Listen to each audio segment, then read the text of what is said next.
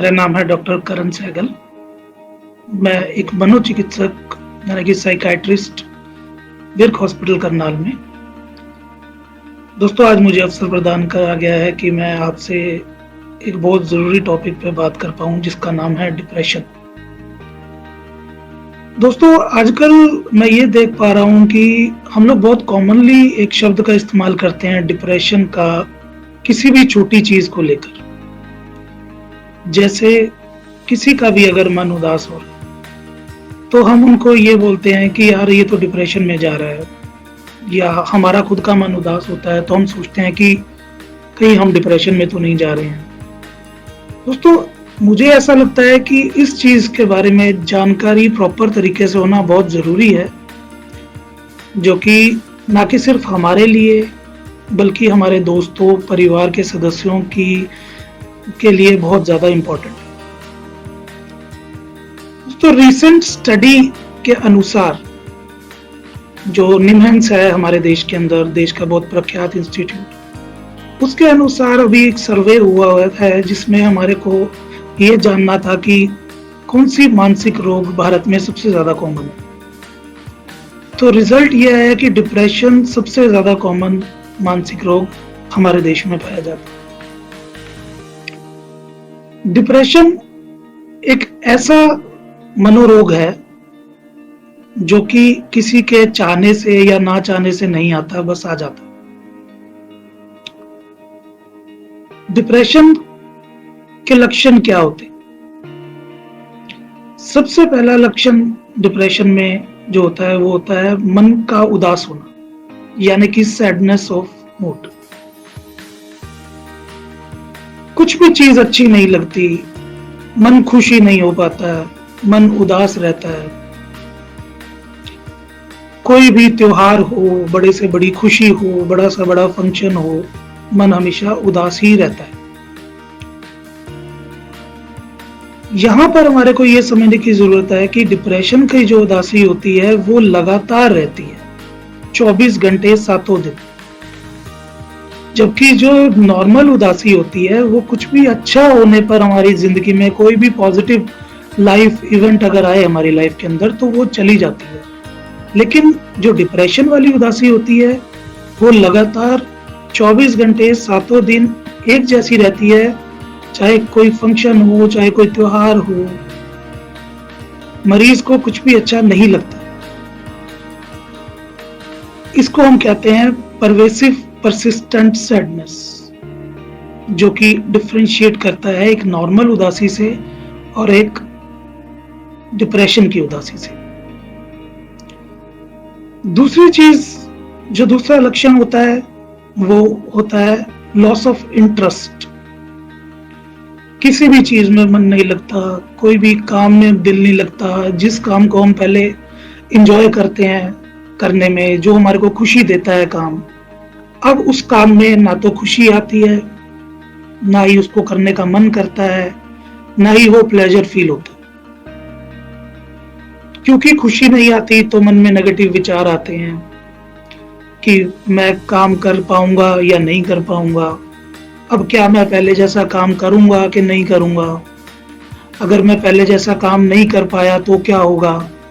इस प्रकार के हमारे मन में नेगेटिव थॉट्स डेवलप होने लग जाते हैं, जिसको हम कहते हैं ऑटोमेटिक नेगेटिव थॉट डेवलप।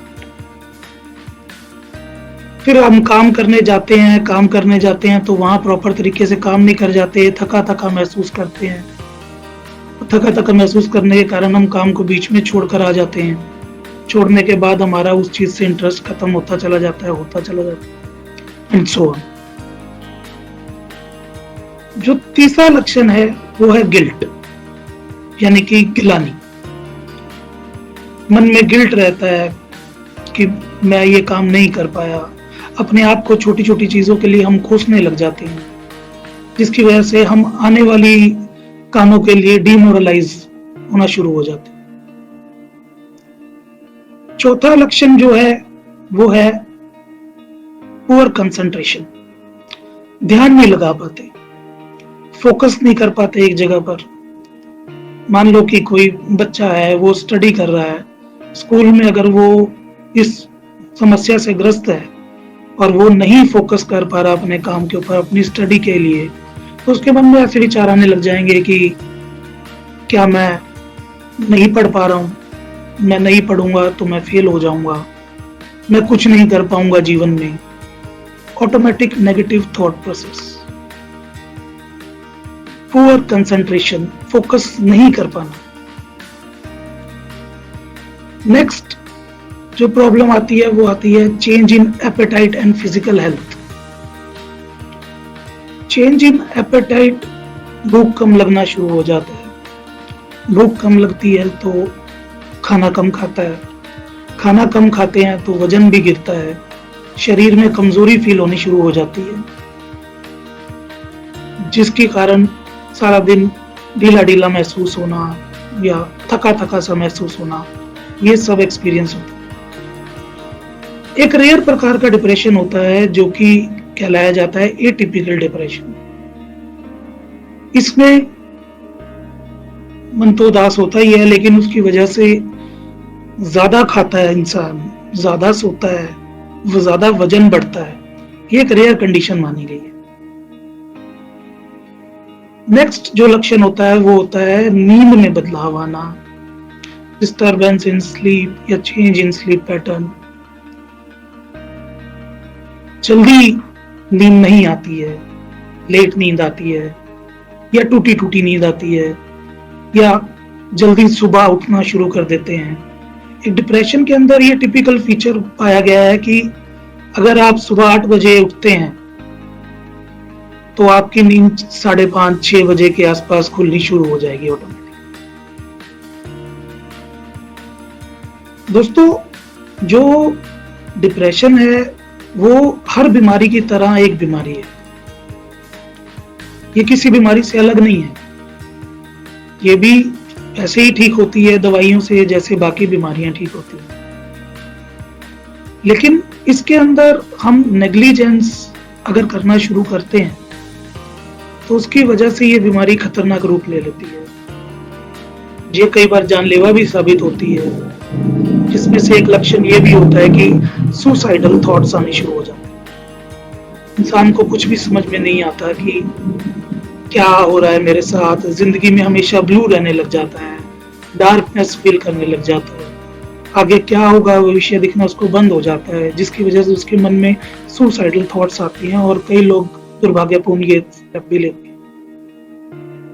इसलिए ये चीज हमारा जानना बहुत जरूरी है कि हमारे को डिप्रेशन के लक्षण जो हैं वो पता होने चाहिए, ताकि हम अपने परिवार वालों का, अपने दोस्तों का, अपने सगे लोगों का हम मदद कर सके, लक्षण जान सकें, जल्दी से भी हम उसको पहचान कर अपने नजदीकी साइकेट्रिस्ट के पास ले जाकर बात करवाकर दवाइयों से इन सब से ठीक करवा सकें। तो दोस्तों, ये थे लक्षण डिप्रेशन के। अब जो क्राइटेरिया होता है कि हम डिप्रेशन कब कहते हैं, जब यही लक्षण 2 हफ्ते या उससे ज्यादा लगातार बने रहें तो हम उसको डिप्रेशन मान सकते हैं। ऑलमोस्ट डायग्नोसिस जो होता है वो डिप्रेशन का होता है। कैसे होता है डिप्रेशन? हर किसी बीमारी की तरह डिप्रेशन के भी 2 कंपोनेंट होते हैं, एक बायोलॉजिकल और एक साइकोलॉजिकल। बायोलॉजिकल कंपोनेंट्स की अगर हम बात करें तो हमारे दिमाग के अंदर न्यूरोट्रांसमीटर्स होते हैं, जिनको हम आम भाषा के अंदर केमिकल्स बोलते हैं। तो सेरोटोनिन, नोरेपिनेफ्रिन और डोपामिन, ये केमिकल्स होते हैं जो मेजर रोल निभाते हैं डिप्रेशन के अंदर। इनका जो कंसंट्रेशन होता है वो लेवल कम हो जाता है, जिसकी वजह से डिप्रेशन हो जाता है। साइकोलॉजिकल कंपोनेंट्स के अंदर जीवन में कुछ भी नेगेटिव हो गया तो नेगेटिव विचार आने लग जाते हैं, हर चीज में नेगेटिव दिखना शुरू दिख जाता है। कुछ समझ नहीं आता क्या हो रहा है, कुछ समझ में नहीं आता कि कैसे करना है, सब कुछ बिल्कुल एक तरह से आप ये कह सकते हो कि अधूरा-अधूरा सा, खाली-खाली सा लगता है। तो वो साइकोलॉजिकल कंपोनेंट्स होते हैं। अब डिप्रेशन को ठीक कैसे कर सकते हैं? डिप्रेशन 2 प्रकार से ठीक होता है, pharmacological and non pharmacological. Pharmacological आजकल ऐसी दवाइयाँ आती हैं जो कि सेरोटोनिन, डोपामाइन और नॉरएपिनेफ्रिन के कंसंट्रेशन लेवल को बढ़ाती हैं और मूड को स्टेबलाइज करती हैं। नॉन फार्माकोलॉजिकल में साइकोथेरेपी होती है, सीबीटी सबसे अच्छी मानी जाती है, कॉग्निटिव एंड बिहेवियरल थेरेपी और फैमिली सपोर्ट। एक इन दोनों के साथ बेस्ट रिजल्ट आता है। लेकिन एक चीज जो किताबी नहीं होती है, जो है कॉग्निटिव एंड बिहेवियरल थेरेपी और फैमिली सपोर्ट, एक इन दोनों के साथ बेस्ट रिजल्ट आता है। लेकिन एक चीज जो किताबी नहीं होती है, जो हम एक्सपीरियंस करते हैं, जो मैं शेयर करना चाहूंगा आपके साथ, वो ये होता है कि परिवार का सपोर्ट जो है वो बहुत इंपॉर्टेंट होता है। पेशेंस और हिम्मत, ये दोनों चीज के बिना मैं मानता हूं कि कहीं ना कहीं ट्रीटमेंट कॉम्प्रोमाइज हो सकता है।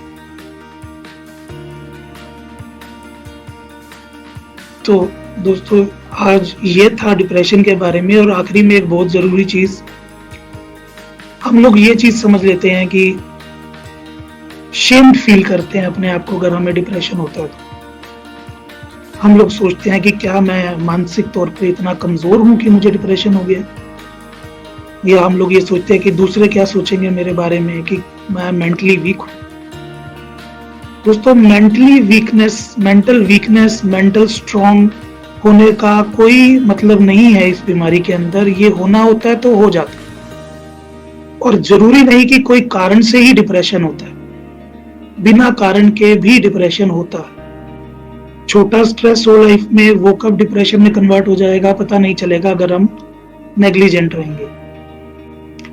तो इसलिए अपने आप को कभी भी अशेम्ड फील ना करें कि मैं साइकियाट्रिस्ट के पास जाकर अपनी प्रॉब्लम को डिस्कस करूं तो मेरे बारे में वो क्या सोचेगा, या लोग मेरे परिवार वालों को मैं बताकर साइकियाट्रिस्ट के पास जाके डिस्कस करूं तो परिवार वाले क्या सोचेंगे कि मैं कमजोर हूं। ऐसा सोचने का बिल्कुल कोई मतलब नहीं है, क्योंकि इन चीजों का कोई लेना देना है नहीं।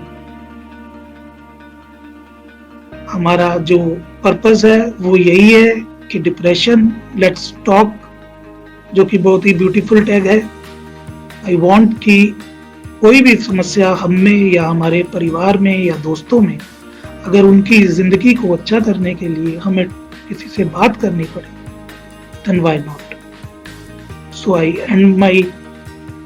will conclude here, and at last, let's talk. Thank you so much.